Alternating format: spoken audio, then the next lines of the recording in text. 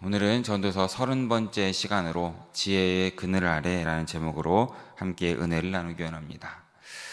우리는 살아가면서 많은 결정을 하고 선택을 할 때가 있습니다. 그리고 그 결정에 기준이 있고 선택에 기준이 있으실 겁니다. 그 기준이 무엇이라고 생각하시는지요? 저의 개인적인 생각은 아마 모든 분들이 비슷하시겠지만 나에게 어떤 이익이 있는가 이것으로 선택을 하지 않을까 생각이 듭니다.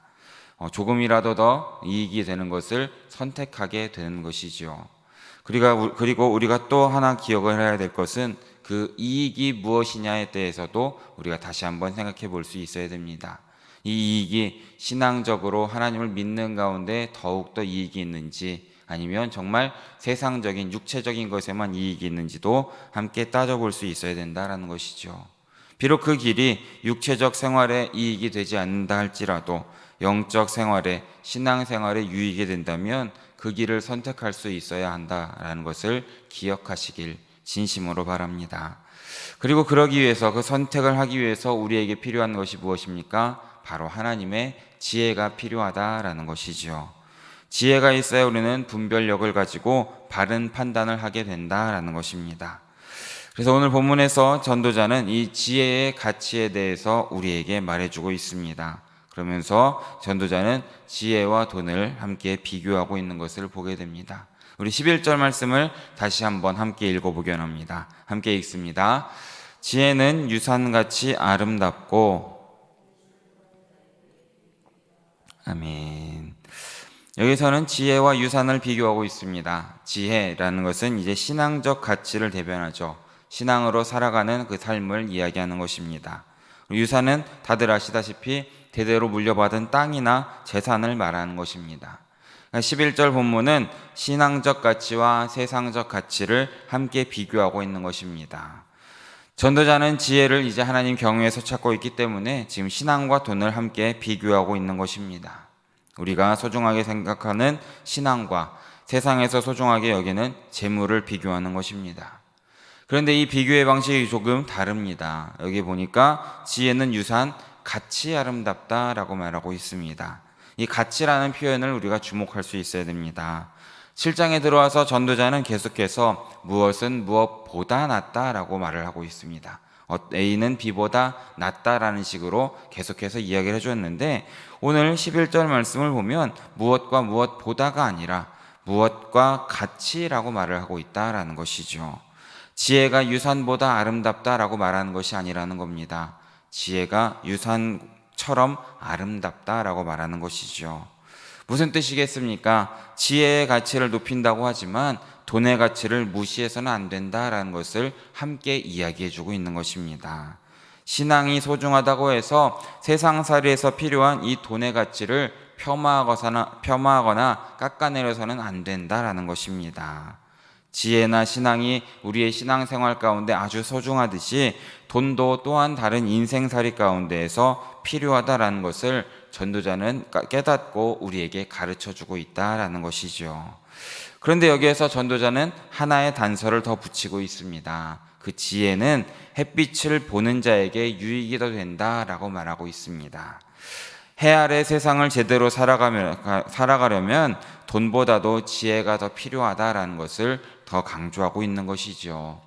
전도서는 해 아래 세상에만 매달려 있는 삶에 대해서 이야기하고 있습니다. 그리고 오늘 본문에서는 햇빛을 보는 자에 대해서 말하고 있는 것입니다. 해 아래 있으면, 해를 등지고 있으면 해가 만드는 그림자를 피할 길이 없는 것이죠. 인생살이의 온갖 그림자는 해 아래에 눌려있기 때문에 생기는 것입니다. 그런 그림자를 없애려면 어떻게 합니까? 해를 쳐다볼 수 있어야 한다라는 것입니다. 해를 지으신 창조주 하나님을 바라볼 수 있어야 하는 것입니다.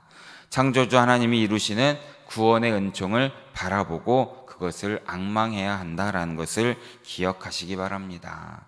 사랑하는 여러분, 우리가 큰 나무 아래에 서게 되면 우리의 그림자가 보입니까? 보이지 않습니까? 모든 것은 사라져 버립니다. 그러기에 우리는 예수 그리스도의 십자가 밑에 거해야 함을 믿으시기 바랍니다. 그때 우리 인생의 그림자가 조금씩 사라지게 될 것입니다. 그래서 예수님께서도 이렇게 말씀하셨죠. 수고하고 무거운 짐진 자들아 다 내게로 오라. 내가 너희를 쉬게 하리라 라고 말씀하신 것을 기억하시길 진심으로 바라겠습니다. 11절의 말씀은 이제 12절의 말씀으로 이어지고 있습니다. 우리 12절 말씀도 함께 읽어보기 원합니다. 함께 읽습니다. 지혜의 그늘 아래에 있음은 돈의 그늘 아래에 있음과 같으나 지혜에 관한 지식이 더 유익함은 지혜가 그 지혜 있는 자를 살리기 때문이니라. 아멘. 11절에서 이제 지혜가 유산같이, 유산처럼 아름답다라고 했던 말은 12절에 와서는 지혜의 그늘 아래에 있는 것이 돈의 그늘 아래에 있는 것과 같다라고 말하고 있습니다. 여기서 주목할 말은 그늘이라는 단어입니다. 이 그늘은 히브리어로 체리라는 단어를 쓰고 있는데 피난처, 보호소를 의미하는 것입니다. 그러니까 사람들을 지켜주는 도피처라고 생각하시면 될 것 같습니다. 이런 그늘이라는 단어를 가지고 전도자는 돈의 가치와 지혜의 가치를 함께 비교하는 것입니다. 그러면서 뭐라고 합니까? 지혜에 관한 지식이 조금 더 유익하다라고 말하고 있는 것입니다. 왜 지혜의 그늘이 돈의 그늘보다 더 유익하다고 말하고 있습니까? 이 12절 말씀을 보면 지혜가 그 지혜 있는 자를 살리기 때문이다 라고 후반절에서 고백하고 있습니다. 사람을 살리는 일에는 돈보다 지혜가 더 요청된다라는 것입니다. 영혼을 살리는 데에는, 정신을 살리는 데에는, 인생을 살리는 데에는 돈보다 지혜가 더 유익하다라고 우리에게 말해주고 있습니다. 다시 한번 이 12절 말씀을 우리가 세번역 말씀으로 다시 한번 함께 읽어보기 원합니다. 12절 말씀을 다시 함께 세번역 말씀으로 읽어보기 원합니다. 함께 읽습니다. 돈이 사람을 보호하듯 지식이 더 좋은 까닭은 지혜가 그 사람의 목숨을 살려주기 때문이다. 아멘. 개역개정판에서는 이제 지혜가 지혜 있는 자를 살린다라고 표현했는데 세번역에서는 지혜가 그 사람의 목숨을 살려주기 때문이다라고 다시금 번역하고 있습니다. 지혜가 돈보다 나은 까닭, 그것은 그 사람의 목숨을 살려주기 때문이다라는 것입니다. 어째서 지혜가 사람의 목숨을 살려주는 주체가 되겠습니까? 우리가 생각할 때에 돈이 있어야 사람이 살 것 같습니다. 그런데 지혜자는 지혜가 사람을 살린다라고 단정짓고 있는 것이죠. 전도자는 이런 면에서 보면 현실적인 사람입니다. 전도자는 세상살이에 돈이 필요하다라는 것을 절대 부인하지 않습니다. 돈이 사람을 보호한다라고도 함께 말하고 있는 것이죠.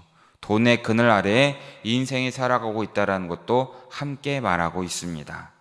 하지만 돈의 그늘을 인정한다고 해서 전도자의 이야기가 여기에서 끝난 것은 아닙니다.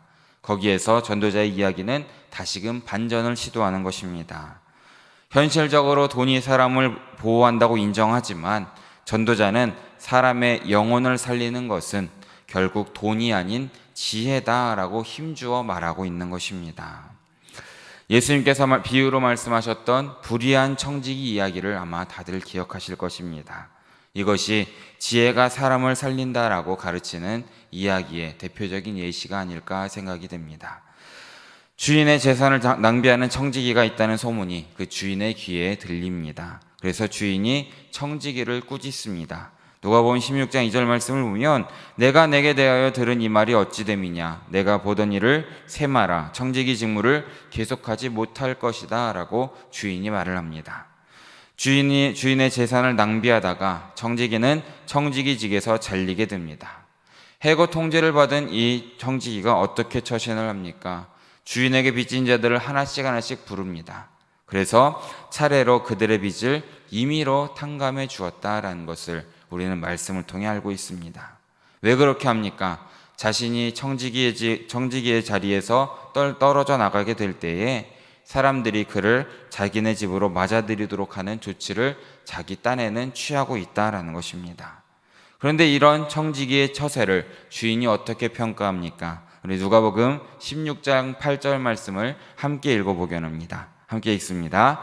주인이 이 옳지 않은 청지기가 이를 지혜 있게 하였으므로 칭찬하였으니 이 세대의 아들이 자기 시대에 있어서는 빛의 아들들보다 더 지혜로움이니라. 아멘. 무슨 소리입니까? 지혜가 사람을 살린다라는 것을 에둘러서 표현하고 있다라는 것입니다. 사랑하는 여러분, 사람을 살리는 것은 지혜임을 믿으시기 바랍니다. 비록 옳지 않은 청지기입니다. 하지만 그가 하는 행동은 돈보다는 지혜가 사람을 살린다는 것을 보여주는 하나의 예로 볼 수 있다라는 것입니다. 또한 전도자가 말하는 지혜, 우리 본문에서 말하는 지혜는 세상적인 지혜가 아니라는 것입니다. 전도자가 말하는 지혜는 창조주 하나님을 경외하게 얻게 되는 지혜라는 것을 믿으시기 바랍니다. 그러기에 사랑하는 여러분, 무엇이 해 아래 세상을 살아가는 인생을 살려내는 궁극적인 처방이 되겠습니까? 돈의 그늘입니까? 아닙니다. 지혜의 그늘 아래에 있어야 살아날 수 있다는 것을 믿으시는 우리 모두 되시길 진심으로 바라겠습니다. 그렇게 지혜의 그늘 아래 산다라는 것, 이것은 우리가 세상을 살아가는 모든 것 가운데에 신앙의 이치에 맞춰서 살아간다라는 것을 기억하셔야 합니다. 세상의 가치를 따라서 인생살이를 설계하고 실천하는 것이 아니라 신앙적인 가치를 따라서 우리의 삶의 하루하루를 이끌어 간다라는 것입니다. 이것이 이어지는 13절과 14절의 이야기입니다.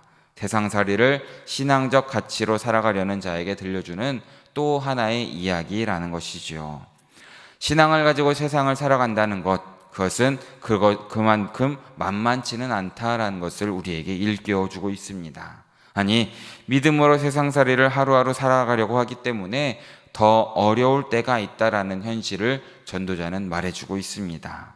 신앙 안에서 세상살을 이루려고 하기 때문에 곤란하고 심란하고 힘들 때가 더 있다라는 것을 우리에게 말해줍니다. 그래서 이 13절과 14절 말씀은 지혜의 그늘 아래 살면서 하나님이 세상을 다스리시는 그 이치에 대한 전도자의 깨달음을 우리에게 말해주고 있습니다. 먼저 13절 말씀을 다시 함께 한 목소리로 읽어보겠습니다. 하나님께서 행하시는 일을 보라. 곧게 하겠느냐. 아멘. 하나님이 행하시는 것을 보라라고 말씀하고 있습니다. 무엇을 봅니까? 하나님이 행하시는 일입니다. 이것은 하나님께서 만드신 세상, 하나님께서 이루시는 역사를 말하는 것입니다. 그런데 그 하나님께서 행하시는 일을 가리켜서 전도자는 하나님께서 굳게 하셨다라고 말씀하십니다. 굳게 하셨다. 그리고 하나님에 의해서 굽혀진 것을 누가 이렇게 곧게 할 수 있겠느냐라고 되묻고 있는 것이죠. 하나님께서 하시는 일은 대부분 사람 편에서 보면 곧게 가기보다는 굽어갈 때가 많다라는 것을 아마 우리 모두는 경험을 통해 알고 계실 것입니다. 하나님께서 아브라함에게 아들을 주시겠다라고 말씀하셨을 때 아브라함의 나이는 75세였습니다. 그리고 아브라함이 이삭을 자기 품에 안게 되었을 때는 다들 아시다시피 100세였습니다. 아브라함의 경우 약속에서 성취까지 몇 년이나 걸린 것입니까? 무려 25년이나 걸렸다라는 것입니다. 그 기간 동안 아브라함은 무엇을 합니까? 인내하면서 기다려야 했다라는 것입니다. 왜입니까? 아브라함이 가야 할 길을 하나님께서 굳게 하셨기 때문이라는 것을 기억하시기 바랍니다.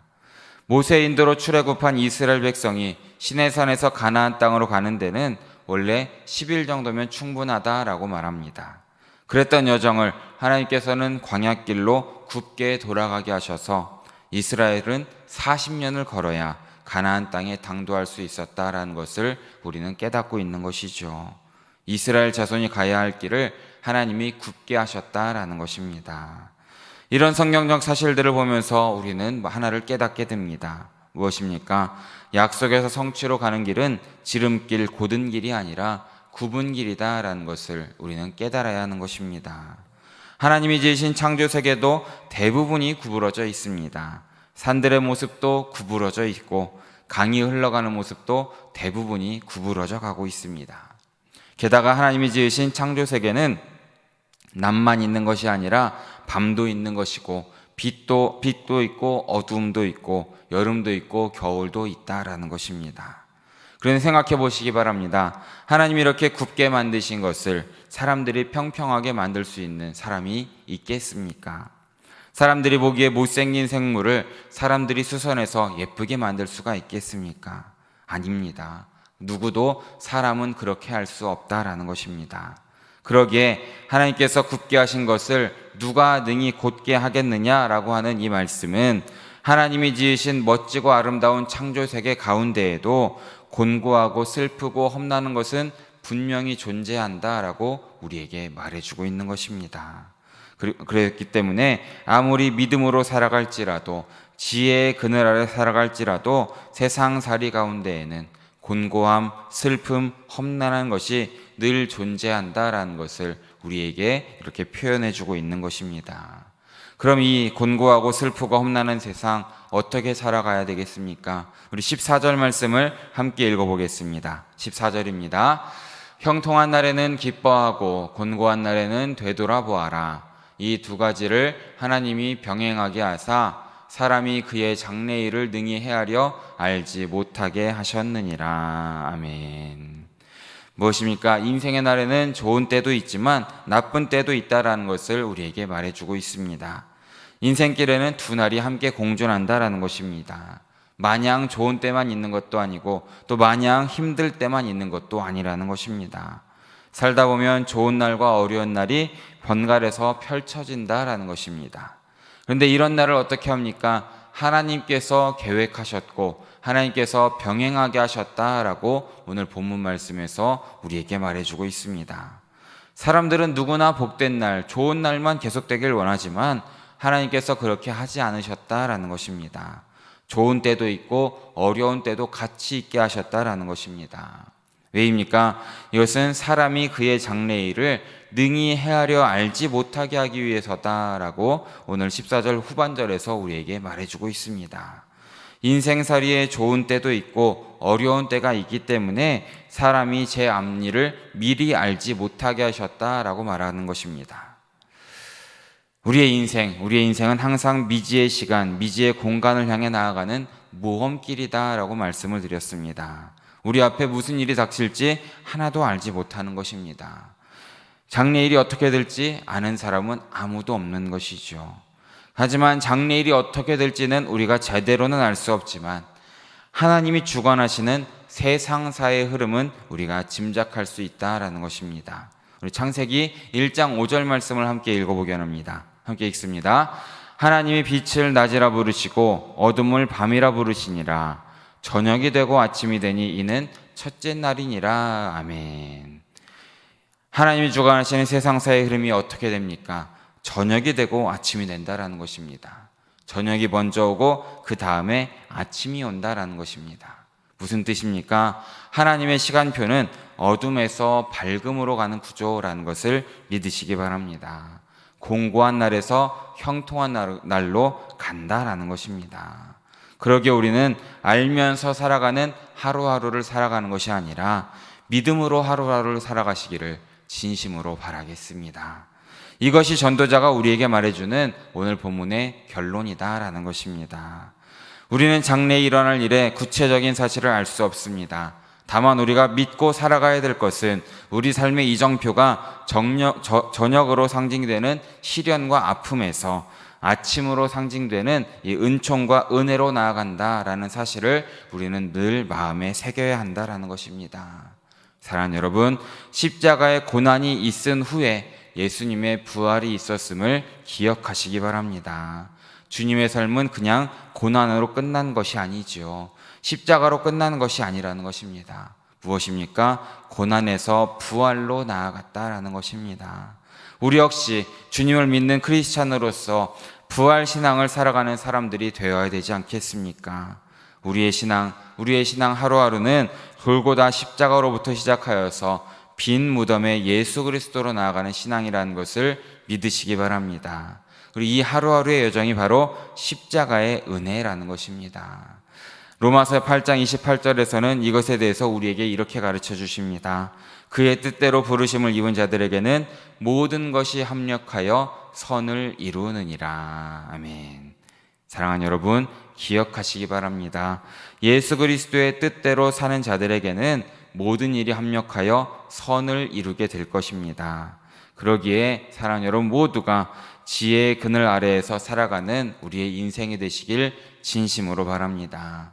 이 지혜의 그늘 아래 살아간다는 것은 저녁에서 아침으로 나아가는 삶이라는 것을 기억하시면서 온전히 세상 가운데 살아가시면서 돈의 그늘, 재물의 그늘도 분명히 필요하지만 그것보다 더 나은 지혜의 그늘 아래 거하시면서 하나님이 하시는 일을 바라보시고 하나님의 뜻대로 살아가시는 우리 사랑하는 영일의 성도님들 모두 되시기를 진심으로 바라고 축원합니다. 함께 기도하겠습니다. 사랑해 주님 너무나 감사드립니다. 오늘 새벽에도 잊지 않고 나와서 주의 말씀을 듣고 또한 주님께 예배할 수 있도록 인도해 주심에 너무나 감사드립니다. 주님, 우리가 인생을 살아가면서 세상을 바라보고 살아가는 것이 아니라 주님께서 인도하시는 대로 나아갈 수 있도록 주여 우리에게 믿음을 더하여 주시옵소서. 세상의 사람들처럼 돈의 그늘 아래 살아가는 것이 아니라 지혜의 그늘 아래에 주님의 그늘 아래에서 살아갈 수 있도록 우리의 삶을 인도하여 주시고 세상에 어떤 굽은 것이 있을지라도 주님께서 그 가운데 함께 하신다는 것을 믿으면서 주 예수님께 받은 사명대로 달란트대로 살아가는 우리의 삶이 될 수 있도록 주님께서 인도하여 주시고 함께하여 주시옵소서.